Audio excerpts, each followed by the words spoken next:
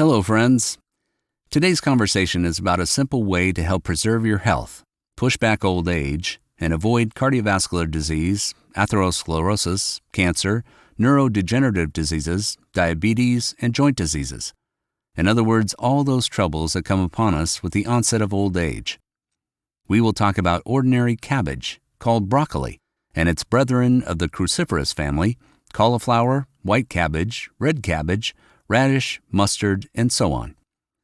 What is so special about these vegetables, besides that they are rich in trace elements, vitamins, fiber, and other things that all vegetables have? Why can they be so beneficial? Their specialty is a substance called sulforaphane. Sulforaphane was discovered in the 1992nd year. Since then, about 3,000 scientific articles have been published exploring certain aspects of its properties. It seemed that a panacea for many diseases have been found. The fact is that sulforaphane activates a specific signaling system inside the cell that resists oxidative stress. Oxidative stress is a condition that occurs when reactive oxygen and nitrogen compounds accumulate inside cells. Typically, these reactive compounds are formed from the influence of environmental agents in various diseases, infectious diseases, nutritional disorders, and so on.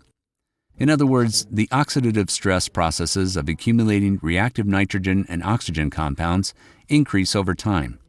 The older a person gets, the more active his oxidative stress processes are.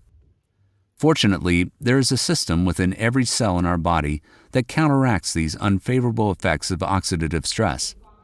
One of the regulators of this system, NRF2, is a dispatcher that turns on and off those or other genes responsible for the production of specific proteins and enzymes and that repair the damage to the cell due to oxidative stress. The higher the activity of NRF2, the higher the cell's defense against damaging factors, the external environment, bacteria, viruses, drugs, chronic systemic inflammation, etc. Sulforaphane activates this NRF2 system. Thus, if a person eats broccoli, cauliflower, or other cruciferous plants, he activates the NRF2 system inside the cell, which counteracts the effects of oxidative stress. Indeed, many studies have shown that consuming foods that contain this sulforaphane prevents cancer. People who eat broccoli, cauliflower, or sprouted broccoli seeds are almost 40% less likely to develop certain types of cancer. They are less likely to develop diabetes. They have better blood vessels, better brain function, and less inflammatory changes in their joints. They are less fat, or rather, they are less prone to obesity. Since these positive effects were found in ordinary healthy people, one could assume the following. If sulforaphane is so good at activating the body's defenses, if it prevents cancer from developing, then can't sulforaphane work just as well on cancer that is already developed? It turns out it's not that simple. Activation of NRF2 causes the cancer cell to protect itself, which means that NRF2 is as good for healthy cells as it is for cancer cells. It has a protective function not only for healthy cells, but also for cancer cells. It is something that not many people talk about. You may hear or read about the beneficial effects of sulforaphane in the form of supplements, powders, and sprouted broccoli grains, but there is very little information that sulforaphane and the NRF2 activated by it may, on the contrary, promote the progression of cancer when it is already there. Don't think by any means that they can promote cancer, but if there is already cancer, not only do they promote cancer cell survival, but sulforaphane and the NRF2 it activates helps the cancer cell evade chemotherapy because chemotherapy drugs are damaging factors to the cancer cell. The NRF2 system protects the cell so well that it allows the cancer cell to escape the action of chemotherapy drugs.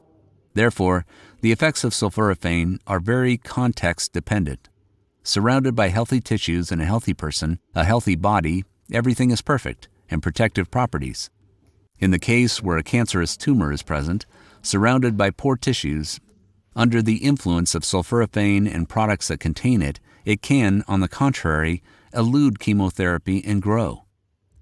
I studied a lot of literature when I was making this video. Unfortunately, I did not find any clear tables with the content of how much sulforaphane is in a particular product. The only fact that I discovered is that 100 grams of dry broccoli powder contains from 44 to 171 milligrams of sulforaphane.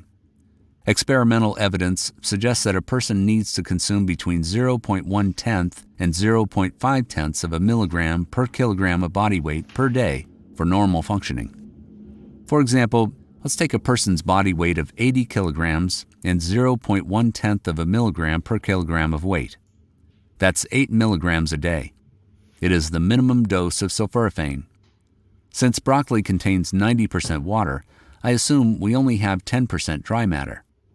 Through arithmetic calculations and comparisons, I came up with the amount of broccoli that needs to be consumed daily to meet all sulforaphane needs.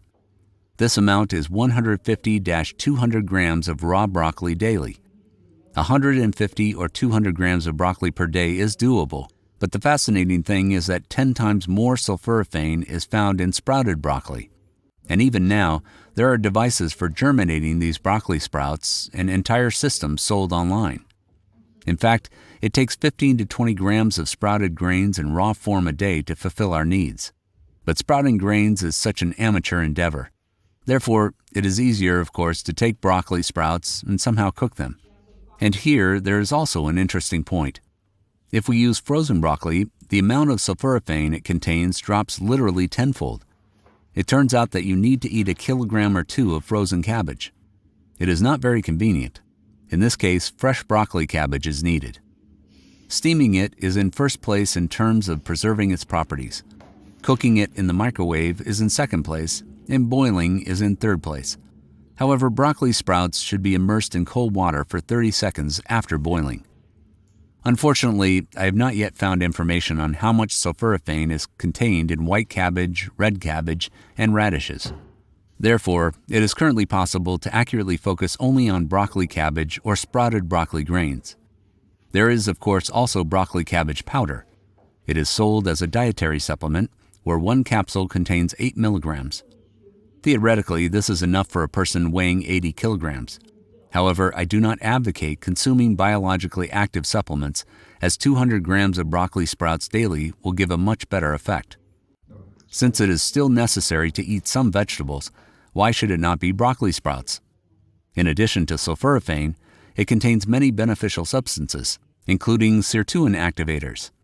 It interacts very well with turmeric, by the way, in terms of activating sirtuins. I talked about them earlier. These are genes that code for proteins that prevent DNA damage. To summarize, broccoli sprouts and other vegetables in the cruciferous family and sprouted broccoli seeds are really a valuable source of sulforaphane. Sulforaphane protects our body cells from various damages and prevents the development of age-related changes and cancer, but only if we are healthy.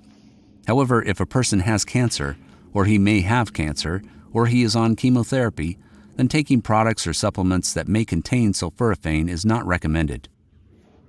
I thank you for watching this video to the end. Always for you, Dr. PopMed.